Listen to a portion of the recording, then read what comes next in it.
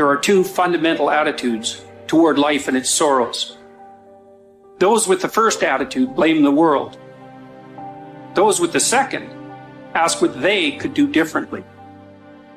It's much easier and much more gratifying to your basest desires to blame someone else for your misery. Life is full of ups and downs, disappointments, failures, obstacles, and stumbling blocks. Trust me when I tell you that you will need to be mentally tough to overcome and conquer some of the hurdles life will throw your way. It's called life. And here's what the key to it, that you have to work on yourself. I read every book I could on how to heal yourself. I listened to every speech. I talked to people. I went to lectures. I mean, everything dealing with healing, I fed my mind. Life is a fight for territory. And once you stop fighting for what you want, what you don't want will automatically take over. You are the only person that can encourage you to get back up. Look in the mirror right now and tell yourself, I will fight through this. I will make it, and I won't give up. Life, you thought you had me down. But this is the moment I change my mind. I won't let anything keep me down. When you want something new and fear pipes up and tells you can't have it, you gotta say, yes, I can. When you want to try something new and fear pipes up and tells you shouldn't do it, you gotta say, yes, I should. When you want to go somewhere new or be with someone new and fear pipes up and says you won't do it, you gotta say, yes, I will. I will never quit, because if you quit, you're done. You may still be alive walking around on this earth. You're done. I will never quit. I will persevere and I will thrive on adversity. My team expects me to be physically harder and mentally stronger than our opponents. I hold myself to that standard. I will be physically harder and mentally stronger than anything that comes against me, my family, my business, my brothers, my sisters, my team. I will be the one that is physically harder and mentally stronger, and I will work to maintain that position. You won't beat me. If knocked down, I will get back up every single time. Every day, it's a selling job on you. It's possible. I can do this. I can make this happen. No matter how bad it is or how bad it gets, I'm going to make it. It's possible.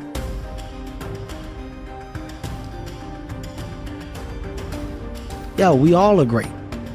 We all should think that we're great. There's no reason for you to not think that you're great. If you don't think you're great, ask yourself why. Why don't you think the highest of yourself? When you do, people have no choice but to follow suit. You have no choice but to follow suit. A lot of people, they base it on their past. They base it on the life that they've experienced up until this moment. Makes you better. Yeah, it does make you better. Makes you better, makes you smarter. Yeah. A life You need to with no hear a guy rocks. like you say it. Yeah, man. That's what's interesting about it. That's what's interesting about life. You can hear a guy like you say that, and then it changes your perspective, and then you'll go out and take action that you might not have taken before. I got a 585 on my SAT, Confessions. They give you 400 for putting your name on the paper. It's a true story. I guessed ABACADA. I did abacadabra all the way down. True story. Swear to God. Hand on my mother's grave. ABACADA. All the way down. I didn't care because it was a class trip that same day. I wanted to go Great Adventure. I was told that not taking my SAT seriously would prohibit me from furthering myself. That's what I was told. At the moment, I said, maybe I should have applied myself. Maybe I should have did different. When I saw all my friends get their test scores back and they were static, 800s, 900s, 960s, everybody's going to college. I felt like the biggest idiot in the world. The biggest idiot in the world, because the same people that I went and rushed to go to Great Adventure with, they had taken the SAT the week before. They already got their work done. They did everything they were supposed to do, so that moment of fun was real fun for them. I was the only dumbass that didn't prioritize and take care of my shit. So I'm the only one going to community college. Everybody else off to Villanova, Temple University, Drexel University. God damn. I just got left behind. Why didn't y'all tell me that y'all did it the week before? How come y'all ain't tell me that we was serious about the college? Y'all ain't tell me y'all was trying to go to Temple or Drexel? Oh, wait. It's because my life isn't their life. They're focused on themselves. Wow, they're doing what they're supposed to do. Hey, Jack, go sit by yourself and figure it out, because this is where you should be. Lesson learned. Any opportunity given should be taken serious from this point. Because if not, you can find yourself feeling just like this. I try to get down on myself at the moment. I learn from it. Now, if I gotta take a goddamn test, you best believe I'm studying for that test, because I don't want the feeling like I'm the guy that didn't prepare. Now I got a story to tell my kids about what it feels like to be the kid in class that didn't prepare, that's got the worst grade when they give all those grades back. But it's because of my experience. I don't look down on those moments. You take those moments, you make the best of them, because they're life lessons. It's that simple. You're saying it's positive, but it's really just simplicity that's real. It's real. It's real, and it's your life experience, and it's your life's lesson.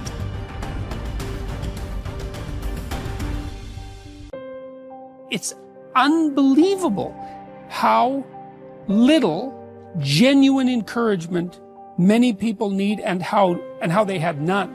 No one ever said to them and meant it. It's not okay for you to be a weak loser. It's not okay. And the reason it's not okay is because you could be way more than that. And it's a crime, an ethical crime, for you to allow all that necessary potential to go to waste. It hurts you, it hurts your family, it hurts the world. Really, really, it does. And people think, oh, okay, I get it. And they do get it, because they know. If you want to know something about yourself, sit on your bed one night and say to yourself, you got to mean this. Like, you got to be desperate. This is no game, this.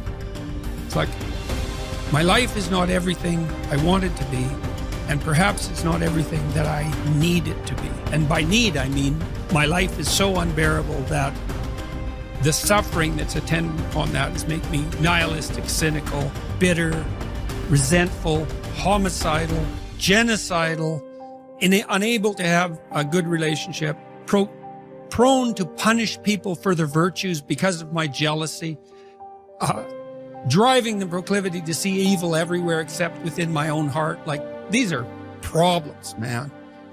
And you ask yourself, you sit on your bed and say, okay, man, I'm ready to learn something.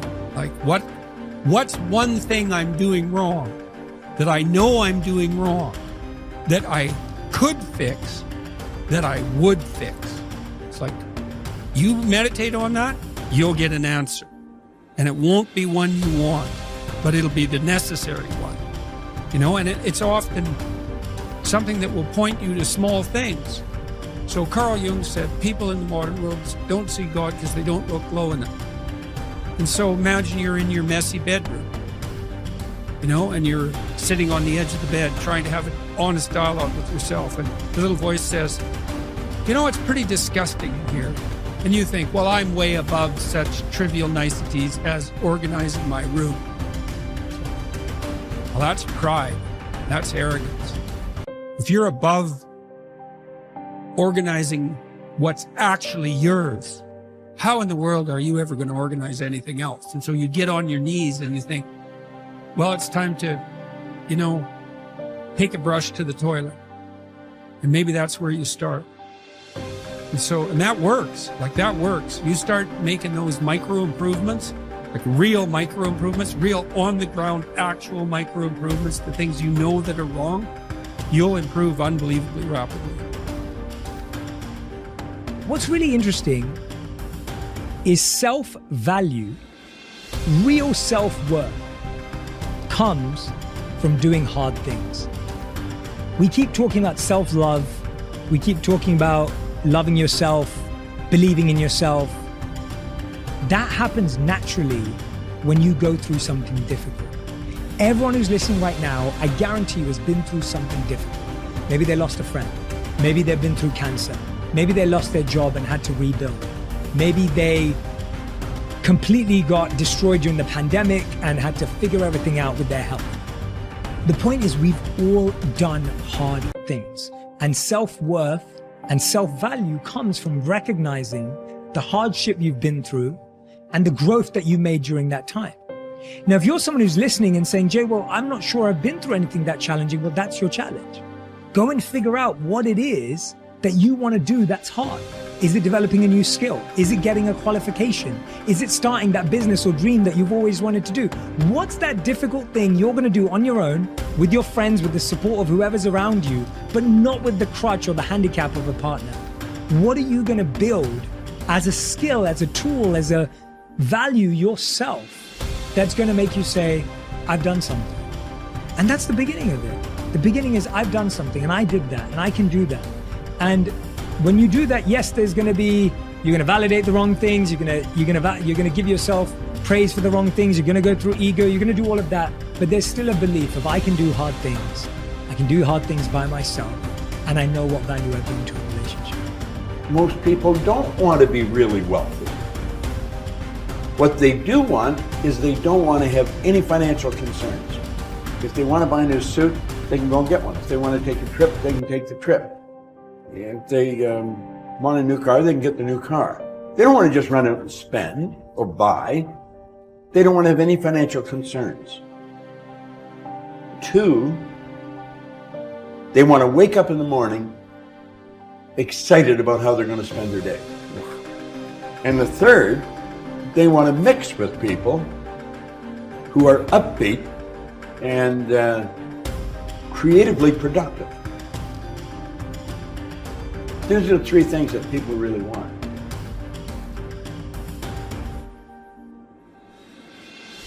Well, a friend of mine spent 18 years studying the biographies of more than 500 men and women who had started with nothing and became successful.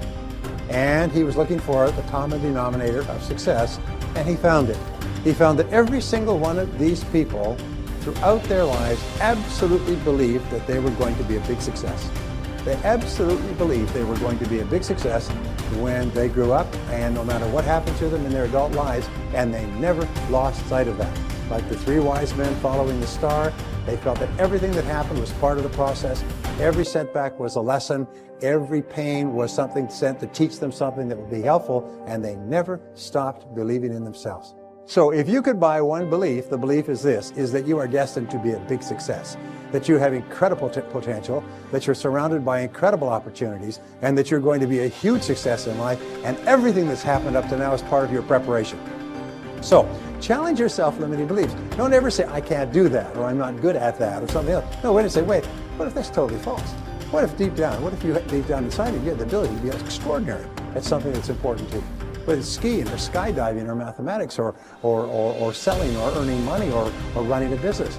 You probably have more ability than you could dream of, but don't sell yourself short. Now in the Bible it says, according to your faith it is done unto you. It's one of the most important principles of the New Testament. In the Old Testament it says, as a man thinketh in his heart, and the heart stands for the subconscious mind, which means a deep belief, so is it, or so is she. William James says, beliefs create the actual fact. Is that if you have the belief, it actually becomes the fact, because you always act in a manner consistent with the belief, and as a result you get the results consistent with your actions. And you can control your beliefs. Is it easy to change your beliefs, especially old negative? No, it's not easy. Is it possible? Absolutely. Is it easy to lose weight? No. Is it possible? Of course it is. If you want to become successful in life, young man, he said, number 1, you got to change your mindset. He said, you don't get in life what you want, you get in life what you are. Number 2, practice OQP, only quality people. You earn within $2,000 to $3,000 of your closest friends. And the 3rd thing he said, develop your communication skills, because once you open your mouth, you tell the world who you are.